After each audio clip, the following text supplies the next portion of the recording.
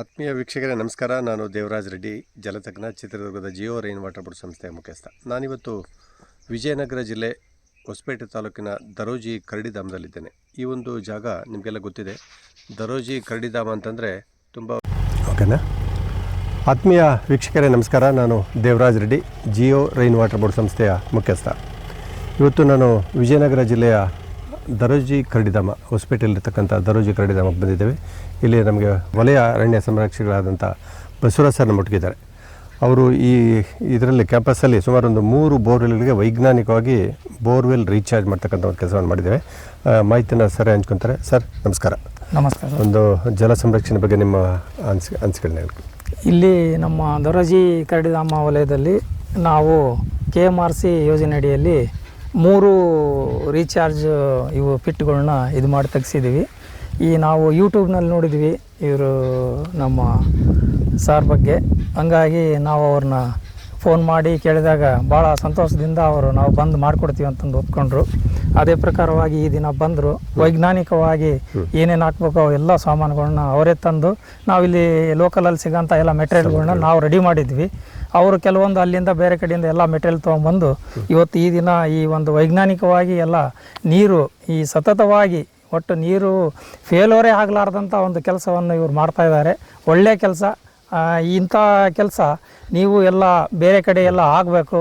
ಎಲ್ಲ ಕಡೆಗೆ ಆದರೆ ಈ ನಮ್ಮ ನಾಡು, ಈ ನಮ್ಮ ನಗರ ಮತ್ತು ಎಲ್ಲ ತಾಲೂಕುಗಳೆಲ್ಲ ನೀರು ಸಂಪದ್ಭರಿತವಾಗಿ ನೀರು ಬೋರ್ಗಳಲ್ಲಿ ಇರುತ್ತೆ ಅಂತಂದು ನಾನು ಹೇಳಲಿಕ್ಕೆ ಇಚ್ಛೆ ಪಡ್ತೀನಿ. ಸರ್, ಇದು ದರೋಜಿ ಕರಡಿಧಾಮ ಇದೆ ಸರ್, ಇದು ಏಷ್ಯಾದಲ್ಲೇ ದೊಡ್ಡ ಇದಲ್ವಾ? ಹಾಂ, ಭಾರತದಲ್ಲಿ ಮೊದಲು ಎಷ್ಟು ಎಕರೆ ಇದೆ ಇದು? ಇದು 8276 ಹೆಕ್ಟೇರ್. 8276 ಹೆಕ್ಟೇರ್. ಓಕೆ. ಇದು ಬಿಟ್ಟರೆ ಅಷ್ಟೊಂದು ಗುಡಕೋಟೆ. ಗುಡಕೋಟೆ ಅದು ಎಷ್ಟಿದೆ? ಅದು 28,000 ಹೆಕ್ಟೇರ್ ಇದೆ. 28,000 ಹೆಕ್ಟೇರ್. ಸರಿ, ಇಷ್ಟು ಹೆಕ್ಟೇರಲ್ಲಿ ಈಗ ಕರಡಿಗಳಿಗೆ ವಾಸಸ್ಥಾನ. ಹೌದು. ಏನು ಮರಗಿಡಗಳು ಯಾವ ಥರ ಇದೆ ಇಲ್ಲಿ? ಮರಗಳು ಇಲ್ಲಿ ನ್ಯಾಚುರಲ್ ಆಗಿ ಕಾರೆ, ಬಾರೆ, ಮತ್ತೆ ಕವಳೆ, ಕಮರ, ಅಂದ್ರೆ ಎಲ್ಲ ಶ್ರಬ್ಸ್, ದೊಡ್ಡ ದೊಡ್ಡ ಮರಗಳು ಇರಲ್ಲ. ಮತ್ತೆ ಎಲ್ಲ ಬಂಡೆ ಪ್ರದೇಶಗಳೆಲ್ಲ ಪೂರ್ತಿ ರಾಕಿ ಏರಿಯಾ. ಇದ್ರ ಮಧ್ಯದಲ್ಲೂ ನೀವು ಸುಮಾರು ವರ್ಷದಿಂದ ಕೆರೆಗಳು, ಚೆಕ್ ಡ್ಯಾಮ್, ನಾಲಾ ಬಂಡ್ಸು, ಇಂಥದೆಲ್ಲ ಜಲ ಸಂರಕ್ಷಣೆ ಮಾಡ್ತಾರೆ. ಗಲ್ಲಿ ಚೆಕ್ಸ್ ರೂಟೀನ್ ಪ್ರತಿ ವರ್ಷನೂ ಇದ್ದೇ ಇರುತ್ತೆ ಇದು ನಮ್ಮ ವನ್ಯಜೀವಿ ವಲಯದಲ್ಲಿ. ಕೆಲವು ಬರಗಾಲದ ವರ್ಷಗಳಲ್ಲಿ ಆದ್ರೂ ನೀರಿನ ಸಮಸ್ಯೆ ಆಗುತ್ತಲ್ವಾ ಇಲ್ಲಿ? ಅಲ್ಲ, ಇಲ್ಲಿ ನಮ್ಮ ಒಂದು 4-5 ದೊಡ್ಡ ಕೆರೆಗಳು ಇದಾವೆ. ಅವು ನಮಗೆ ಇಲ್ಲಿ ಒಂದು ವರ್ಷ ಮಳೆ ಬರದೇ ಇದ್ರು ಕೂಡ ಆ ಕೆರೆಗಳಲ್ಲಿ ನೀರು ಬತ್ತಲ್ಲ. ಹಂಗಾಗಿ ಇಲ್ಲಿ ನಮ್ಮ ಏನು ವನ್ಯ ಪ್ರಾಣಿಗಳಿಗೆ ಏನು ನೀರಿನ ಸಮಸ್ಯೆ ಇಲ್ಲ. ಮತ್ತೆ ಸಮಸ್ಯೆ ಬಂದಪ್ಪ ಅಂದ್ರೆ ನಮ್ಮ ಇಲಾಖೆಯಿಂದ ನಾವು ಟ್ಯಾಂಕರ್ ಮುಖಾಂತರ ಎಲ್ಲ ಸಿಮೆಂಟ್ ವಾಟರ್ ವೆಲ್ಗಳನ್ನು ಮಾಡಿಸಿದ್ದೀವಿ. ಎಲ್ಲ ಒಂದು 15ರಿಂದ 20 ಸಿಮೆಂಟ್ ವಾಟರ್ ವೆಲ್ಸ್ ಇದಾವೆ. 1 ಕಿಲೋಮೀಟರ್, ಅರ್ಧ ಕಿಲೋಮೀಟರ್ ಅಂತರದಲ್ಲಿ. ಅವೆಲ್ಲವೂ ನಾವು ಬೇಸಿಗೆ ಹೌದೌದು ಎಲ್ಲ ಫೋಟೋಸ್ ಎಲ್ಲವೂ ಇದಾವೆ. ಪ್ರತಿ ವರ್ಷ ಜಲಮೂಲಗಳು, ಬೋರ್ಗಳು ನೀರಿಲ್ಲ, ಕೆರೆಗಳು ಬತ್ತಿ ಹೋದ್ರೆ ನಾವು ಅದು ನೀರ್ ಇರ್ಲಿ ಬಿಡ್ಲಿ, ಆ ವಾಟರ್ ವೆಲ್ಸ್ಗಳಿಗೆ ನಾವು ತುಂಬಿಸ್ತಾನೆ ಇರ್ತೀವಿ. ಹೌದೌದು, ಬೇಸಿಗೆಯಲ್ಲಿ ತುಂಬಾ ತುಂಬಿಸ್ತೀವಿ. ಈ ತರ ಕೆಲಸಗಳು ಮಾಡ್ತಾ ಇದ್ದೀವಿ. ಮತ್ತೆ ಈ ವರ್ಷ ನೀವು ಒಂದು ನಾಲಾ ಬಂಡ್ಗಳನ್ನ 2-3 ಮಾಡಿದ್ವಿ ಅಂತ ಹೇಳ್ತಾ ಇದ್ದೀವಿ. ನಾಲಾ ಬಂಡ್ಗಳು ಒಂದು 3-4 ಮಾಡಿದ್ವಿ ಈ ವರ್ಷ. ಇದು KMFC, KMERC ಎಲ್ಲ ಮಾಡಿರ್ತಕ್ಕಂಥ. ಮತ್ತೆ ಈಗ 3 ಬೋರ್ಗೆ ರೀಚಾರ್ಜ್ ಮಾಡ್ತಾರೆ ಕೆಲಸ ಆಗಿದೆ. ಸರ್, ಕರಡಿಗಳು ಎಷ್ಟಿದೆ ಇಲ್ಲಿ? ಅದು SOS ಇದ್ರ ಪ್ರಕಾರ ಒಂದು 100+ ಅಂತ ಹೇಳಿದ್ದಾರೆ. ಹೆಚ್ಚು ಕರಡಿಗಳಿದೆ. ಮತ್ತೆ ವಿಸಿಟರ್ಸ್ ಎಲ್ಲ ಬರ್ತಾ ಇರ್ತಾರೆ, ಹೋಗ್ತಾ ಇರ್ತಾರೆ. ಎಲ್ಲ ಖುಷಿ ಪಟ್ಟು ಹೋಗ್ತಾರೆ. ಬಹಳ ಚೆನ್ನಾಗಿದೆ, ಚೆನ್ನಾಗಿ ಮೇಂಟೈನ್ ಮಾಡಿದ್ದಾರೆ. ಎಲ್ಲ ಚೆನ್ನಾಗಿ ಮಾಧ್ಯಮದಲ್ಲೂ ಕೇಳ್ಪಡ್ತಾ ಇದ್ದೀವಿ. ಓಕೆ ಸರ್, ಧನ್ಯವಾದಗಳು ಸರ್, ಸಾಕಷ್ಟು ಮಾಹಿತಿಯನ್ನು ಹಂಚ್ಕೊಂಡ್ರೆ. ಓಕೆ, ನಮಸ್ತೆ ಸರ್.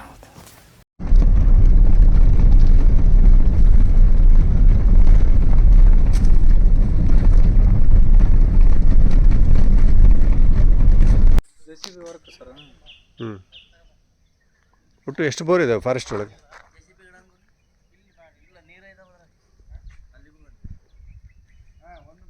ಕಲ್ಲು ಭಾಳ ಓಡಿಸ್ಬಿಟ್ಟಿದಾರಪ್ಪ. ಇದು 8 ಐತೆ.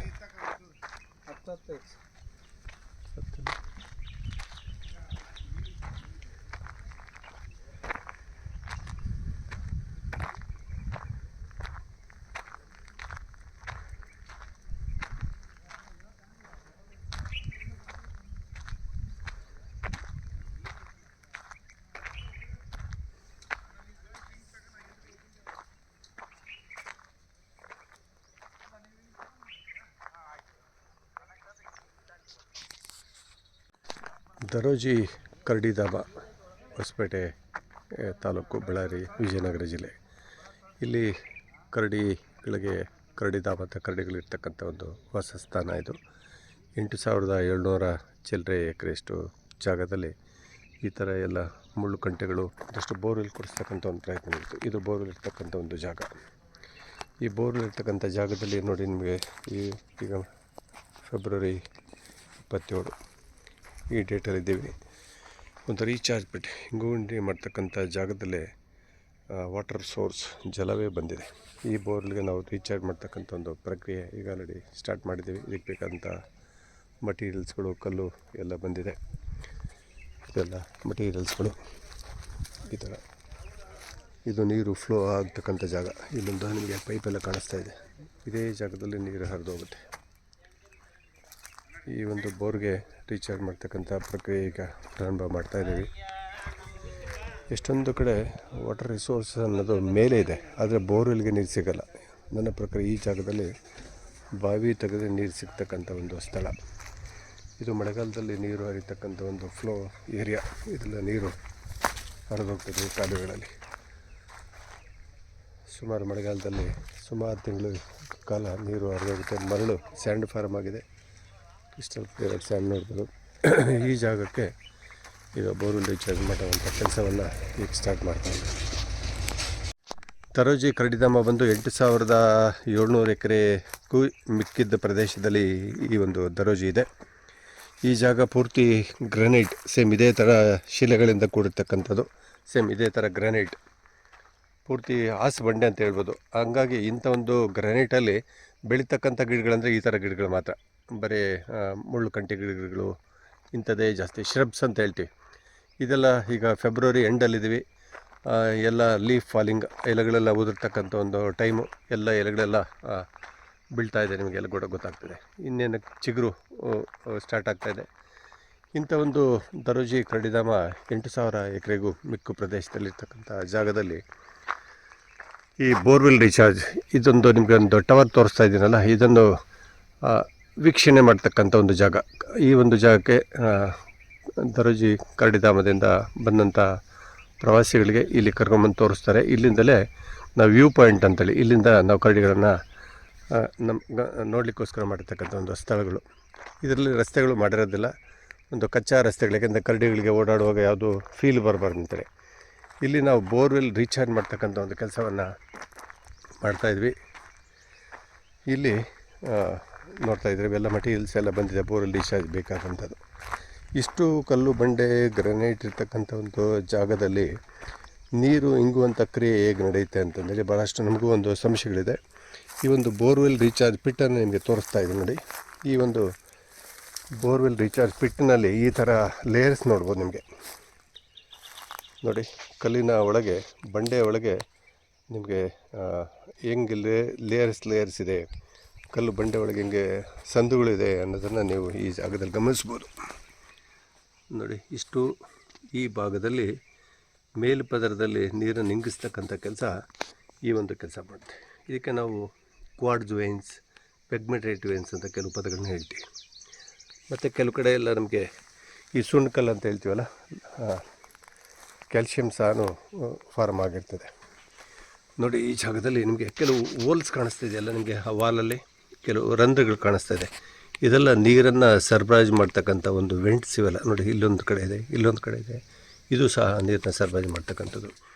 ಇಂಥ ಒಂದು ಫಾರ್ಮೇಷನ್ ಇದ್ದರೆ ಬೋರ್ವೆಲ್ ರೀಚಾರ್ಜ್ಗೆ ನಾವು ಕೇಸಿಂಗ್ ಪೈಪ್ಗೆ ರಂಧ್ರ ಮಾಡ್ತಕ್ಕಂಥ ಒಂದು ಸಂದರ್ಭ ಬರೋದಿಲ್ಲ.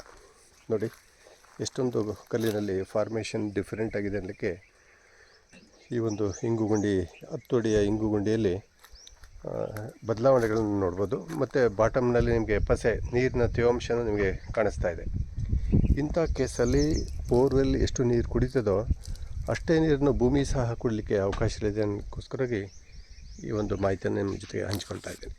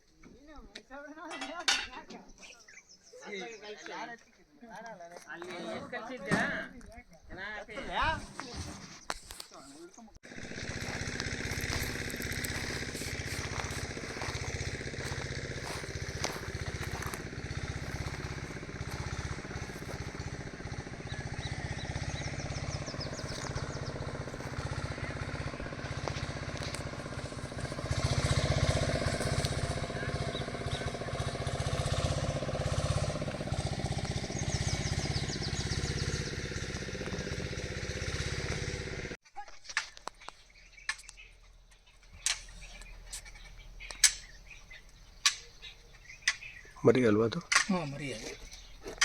ಎಷ್ಟು ಪ್ರಾಯ ಇರ್ಬೋದು ಸರ್ ಅದು ನಿಮ್ಮ ಪ್ರಕಾರ? ಒಂದು 2.5 ವರ್ಷ. 2.5 3 ವರ್ಷ ಈಗ ನೋಡ್ರಿ, ಅದು ಇಳಿತು.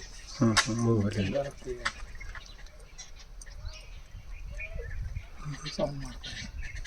ಚೆನ್ನಾಗಿದೆ. ಇನ್ನೊಂದು ಬಂತು.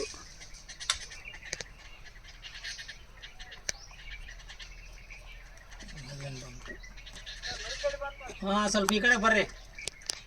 ಇದು ಮರಿ 2 ಮರಿಗಳು ಇದಾವೆ ನೋಡ್ರಿ ಮೇಲೆ, ಬೆನ್ನ ಮೇಲೆ. ಹೌದು, 2 ಕಪ್ಸ್ ಇದಾವೆ. ಓಹೋ, ಮರಿಗಳು ಜೊತೆಗೆ ಇದಾವ? ಅವು ಮೇಲೆ ಇರ್ತವೆ, ಬಿಡಲ್ಲ ಅವು. ಹಾಂ ಹಾಂ, ಸಣ್ಣವು. ಒಂದು ವರ್ಷ ಆಗೋವರೆಗೂ ಕೆಳಗಡೆ ಇಳಿಸಲ್ಲ ಅವು. 1 ವರ್ಷ ಆದ್ಮೇಲೆ ಅವು ತೆಳಗ್ ಬಿಡ್ತಾವೆ. ಈಗ ಅದು ಬೆಲ್ಲ ನೆಕ್ಬೇಕಂದ್ರೆ ಮರಿ ಅದು ಇದು ಮಾಡುತ್ತೆ ಅಷ್ಟೇ. ಹಾಲು ಕುಡಿಯುತ್ತೆ. 2 ವರ್ಷದವರೆಗೂ ಮರಿ ಕೆಳಗೆ ಇಳಿತದೆ. ಸ್ವಲ್ಪ ಇದಾದ್ರೆ ಇಳಿತಾವೆ, ದೊಡ್ಡವಾದ್ರೆ. ಸರಿ, 2 ವರ್ಷ ಕೆಳಗೆ ಇಳಿಸಲ್ಲ ಅದು? ಹಾಂ, ಒಂದು ವರ್ಷ ಅಂತ ಕೆಳಗೆ ಇಳಿಸಲ್ಲ.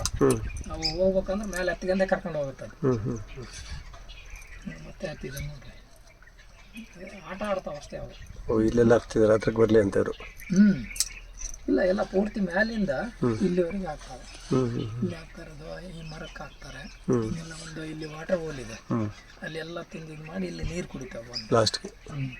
ನೋಡಿ ಮರಿಗಳು ನೋಡಿ. 2 ಮರಿ ಇದೆ.